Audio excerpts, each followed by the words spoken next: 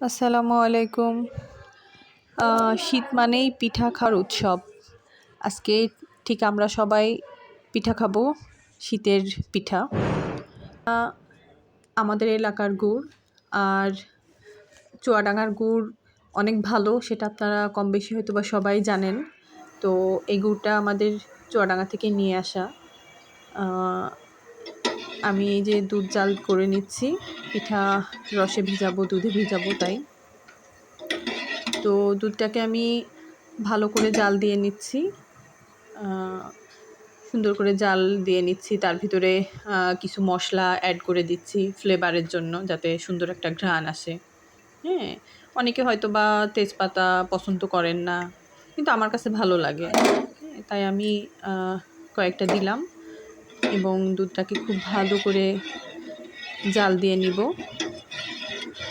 সাথে সাথে গুড়টাকেও আমি হালকা একটু জাল করে নিব। গুড়টা জাল করলে আমার কাছে মনে হয় সুন্দর একটা ঘ্রাণ আসে। তো আমার দুধ প্রায় বলক চলে আসছে, আমি আরেকটু জাল করে নিব, ঘন যাতে হয়। মশলাটাকে আমি পরে উঠিয়ে ফেলবো, মশলাটা যখন সুন্দর মতো মিশে যাবে তারপরে আমি উঠিয়ে ফেলবো। আর আমি এখানে গুড়টাকে হালকা একটু পানি দিয়ে জাল করে নিব, সুন্দর যাতে একটা গুড়ের একটা ফ্লেভার আসে। আর গুড়টা জাল দেওয়ার পরে এত সুন্দর একটা ঘ্রাণ আসছে, মানে বলার বাইরে, খুব সুন্দর। এবং এত সুন্দর একটা কালার আসছে, হ্যাঁ আপনারা দেখেন, কালারটাও খুব সুন্দর আসছে।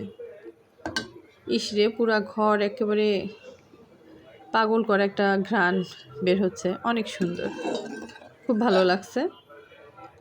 এবার এটার ভিতরে আমি দুধটাকে এবং সুন্দর করে একসাথে মিক্সিং করে পিঠাগুলো আমি আস্তে আস্তে ছেড়ে দিব এবং সারা রাত ভিজাবো, যাতে রসে পিঠাটা ভিজে থাকে। সুন্দর বলক আসছে এবং এই যে পিঠাটাকে আমি একটু ঠান্ডা করে নিচ্ছি। এরপরে আস্তে আস্তে আমি একটা একটা করে সব রসের ভিতরে দিয়ে দিব, দুধের ভিতরে। পিঠাগুলোও খুব সুন্দর হয়েছে, এবং সুন্দর করে ভিজিয়ে আমি সারা রাত রেখে দিব।